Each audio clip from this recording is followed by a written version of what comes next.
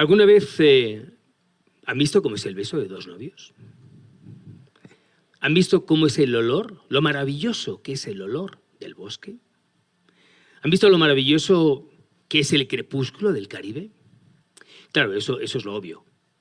Eso es lo obvio.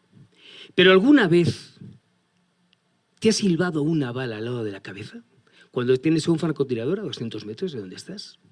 ¿Alguna vez se te ha muerto un niño en los brazos? ¿Alguna vez te has caído por la onda expansiva de una bomba que ha caído a 30 metros de ti?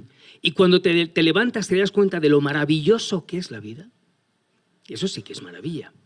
Yo lo he podido ver muchas veces porque yo soy corresponsal de guerra, como muchos saben, y tengo muchas anécdotas que me han pasado en la vida con las que puedo atestiguar lo maravilloso que es la vida.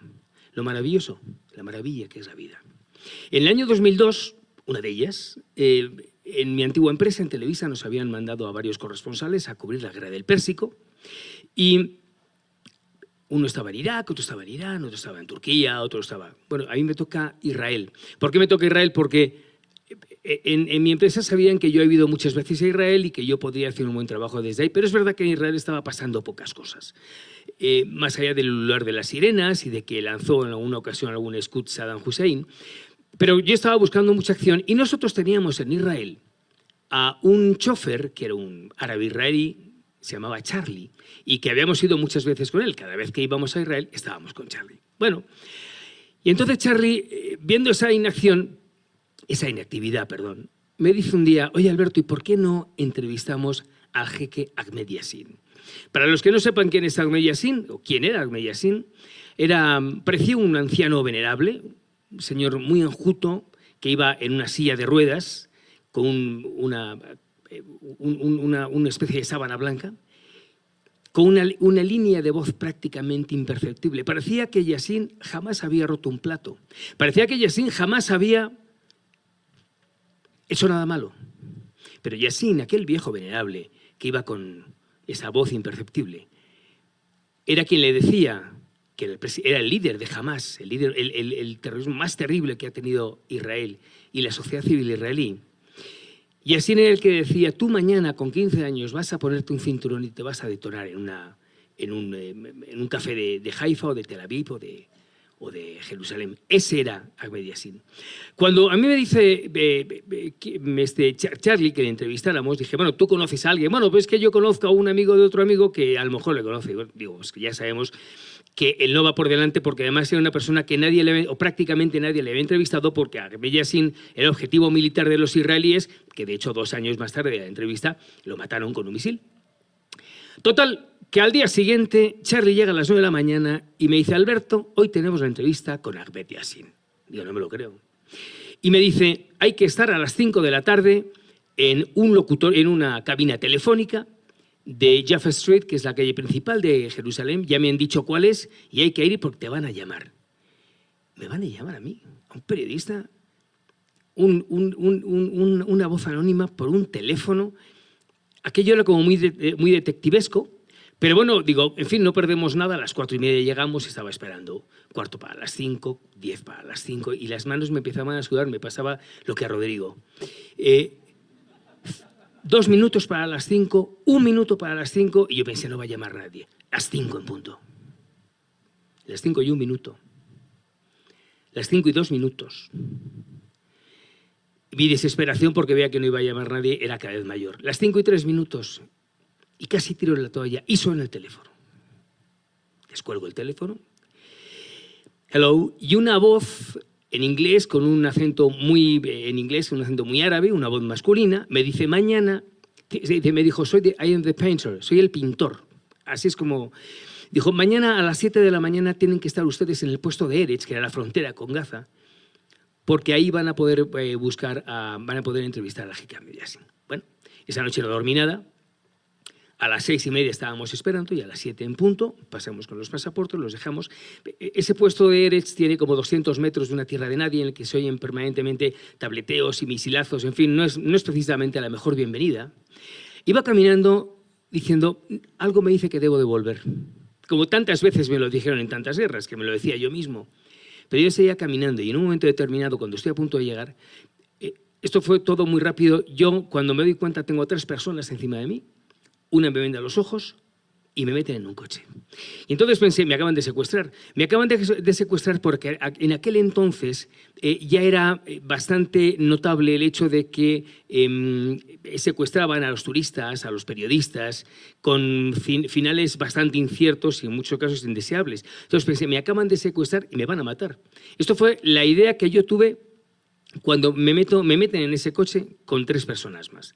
Y mi obsesión, en esa angustia que cada vez era mayor, que se convertía en un pavor casi descontrolado. Yo lo reconozco porque había un punto en el que yo veía que yo no iba a salir de ahí. Yo pensaba todo el tiempo, iba pergeñando cómo iba a escaparme de aquellos tíos. Y veía que era imposible, entonces yo conocía muy bien Gaza, me hacía falta referencias para saber cómo me iba a escapar. Las visuales no las tenía porque estaba con los ojos vendados, y las auditivas sí las tenía, pero habían puesto los tíos el volumen a todo meter y estaban entre ellos hablando, entonces no sabía dónde estaba. En un miedo que hacía que el sudor olía rancio, que el coche olía rancio porque olía a miedo. Pasaron 3 o 4 horas y finalmente, después de pensar todo lo que tenía que hacer para escaparme, entendí que no me podía escapar. Abren la puerta del coche y pensé, ahora me voy, ahora me escapo. Pero insisto, no podía, ¿a dónde me iba a ir? Me sacan 2 personas, me llevan en volandas y me meten en una casa, en un lugar que era muy frío. Es verdad que los nervios del miedo del calor pasaron a ser nervios del miedo del frío. Y en ese frío intenso que yo tenía, que estaba tiritando, me dejan en una habitación. Y cuando llego a esa habitación se produce el silencio. No se oía nada, lo cual decía todavía mucho más tétrico. Y empecé a escuchar a alguien que respiraba de manera entrecortada. Yo no sabía quién era, luego me di cuenta que era mi camarógrafo, pero yo no lo sabía. Abrió una puerta y empiezan a quitarme la venda. Y yo pensé, me van a ejecutar ahora. Y no. Estaba enfrente de mí el jeque Ahmed Yassin. No había sido realmente un secuestro, yo pensaba que sí. Yo lo viví como un secuestro, lo que pasa es que lo que no querían es que yo supiera dónde estaba el jeque Ahmed Yassin porque era objetivo militar. De hecho, 2 años más tarde mataron a Yassin y también a Abdelaziz Rantisi, que era el líder político de Hamas. Esta es una de las experiencias, de las muchas experiencias que he tenido. La primera vez que yo vi morir a una persona fue en la guerra de la antigua Yugoslavia, en Osijek. Osijek era la capital de Eslavonia Oriental, la parte más cercana a Serbia. Y era una zona que había habido una gran influencia otomana durante muchos años. Eran las 7 de la mañana y era invierno, hacía mucho frío y estábamos tomando, mi cámara y yo, un café turco en una especie de soportal en una de las calles principales. Entonces, según estaba yo viendo lo que hacíamos, y aparece un grupo de gente en la otra parte de la banqueta de la acera. Eran 8 o 10 personas. Y en esa pequeña multitud, y nunca mejor dicho, veo una de las caras más hermosas que jamás he visto.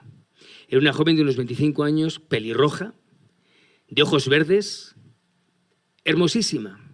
Fue el ángel que yo vi en esa guerra, lo único que pude ver.